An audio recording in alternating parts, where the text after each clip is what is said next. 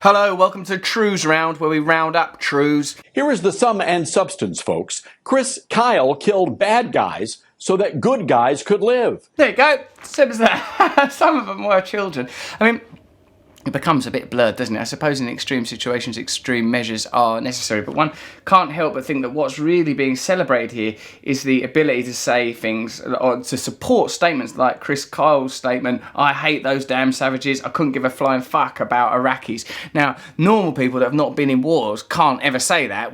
So even if they think, I don't give a flying fuck about Iraqis, you can't come out and say that, but Chris Kyle, as a man who's seen frontline action, can say that. And so you can sort of vent your, well, I'd like to say I don't give a flying fuck about Iraqis, vicariously through Chris Kyle. Well, Chris Kyle is a hero, a real-life American hero. Let's have a look at some of the comments we've received over the week. First, Esty Perkins. I don't give a fuck about Iraqs. I hate those Muslims. It makes me want to kill all those towel heads. Living among Muslims, I can understand why there's a large number of Western Muslims becoming radicalised and joining extremist groups. Films like this, she means American Sniper, which we talked about obviously, and the media in general are fueling Islamophobia. And most non-Muslims don't realise that this is exactly what extremist groups want. This way they can bumper up their support and recruits. Yes, the odd thing is that extremists on both sides have got more in common with each other than the normal people in the middle. It's very odd the way they require each other, the way they perpetuate each other's goals. The way that if sort of, I know it seems absurd to say it, but if after Charlie Hebdo there was hardly any reporting, just like, oh God, what a horrible murder, and then sort of a serene, thankful and grieving process that took place afterwards, and no marches and no exploitation of it, then it wouldn't advance the idea that there's sectarian opposition and violence, and it perpetuates fear. You're definitely fulfilling their agenda. I kind of agree with what you're saying. Brian O'Sullivan. Every time a weapon is fired, a corporation makes a profit. It's in the interest of the weapon mongers to keep you in a state of rage at someone. They care not if it's at home, where crime rates are falling, or abroad where industrialised crime is the rule of the day. Good point. Arms firms and the government are an interrelated entity. People that work in government go on to work for arms firms. Arms firms probably have relationships with people while they're in government. So the people that are in government now likely have relationships with them. So that's why there's an entrenched and unchangeable relationship. That's why you never get to vote for, well, can't we just spend that $2 billion from Trident on the NHS? The British government has released its annual arms export report.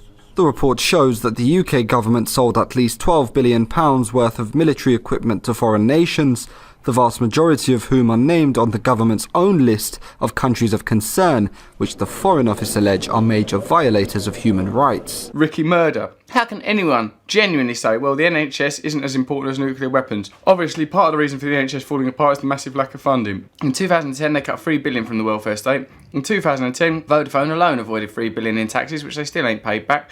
And the same thing's happening with the arms industry NHS debate. But it just goes to show that we seem to place more importance on the ability to take life than the ability to give and preserve life. Well, you're called Ricky Murder, but other than that, I agree with everything you've said. Further to the Trident NHS thing, I've been invited to face shipyard staff working on a Trident replacement programme. Such an emotive argument here from Barrow Labour MP John Woodcock, who in a bid for publicity, which we're supporting him in actually, has sort of said, look, Russell Brand says, we shouldn't have the Trident programme, we should instead spend it on NHS. Come down to the shipyard where the people work that will be affected by this. What he's already done there is he's immediately rearranged my argument to, and as for the shipyard workers that are currently working on Trident, they should be cast on the scrap heap instead of, couldn't we find things for them to do that aren't causing war, a war that we probably wouldn't have anyway. But let's give John Woodcock the attention he so obviously craves. Russell, you've said that we should abandon the submarine building programme that carries nuclear weapons because some people in BAE make a lot of money. Right, Woodcock! That wasn't the reason. The reason was, in fact, don't take my reason, even though Michael Burke, the economist, sadly not the newsreader, hello, Michael Burke, good night.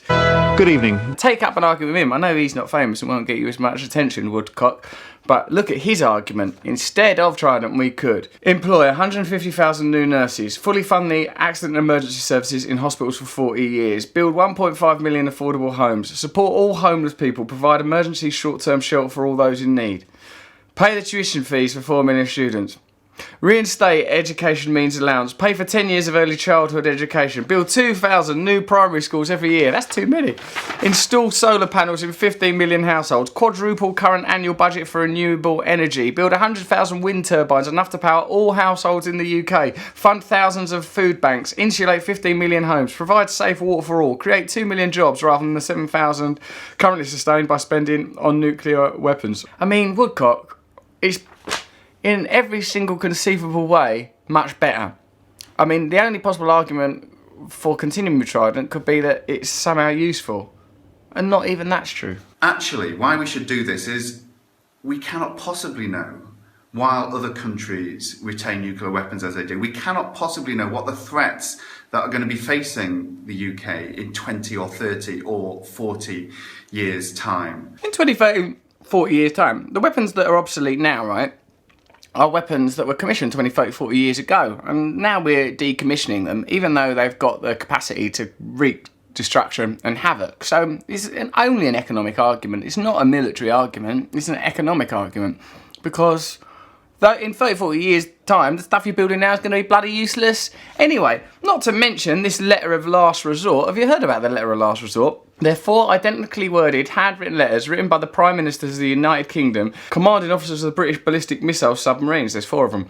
They contain orders on what action to take in the event that an enemy nuclear strike has destroyed the British government and killed or incapacitated the Prime Minister.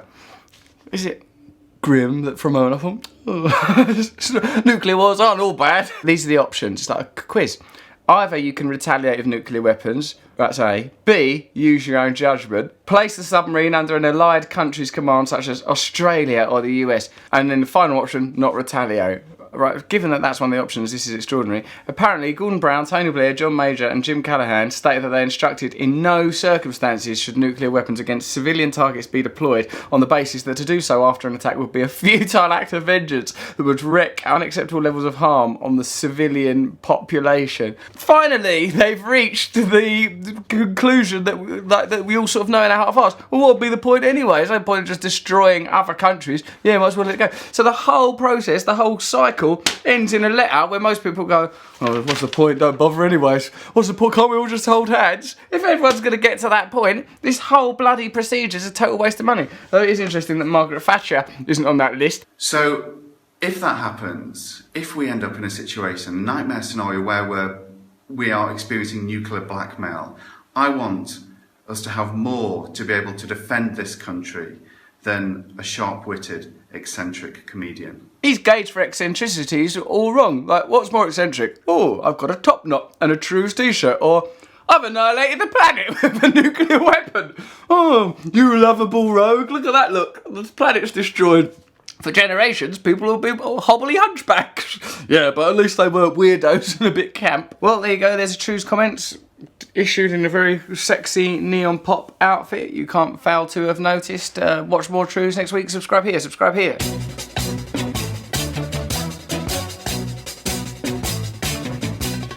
Nose is a tool that is abused to fool you and to leave you scared and confused. Trews is like the nose. If the nose was true, I want some Trews. Let's have some Trews.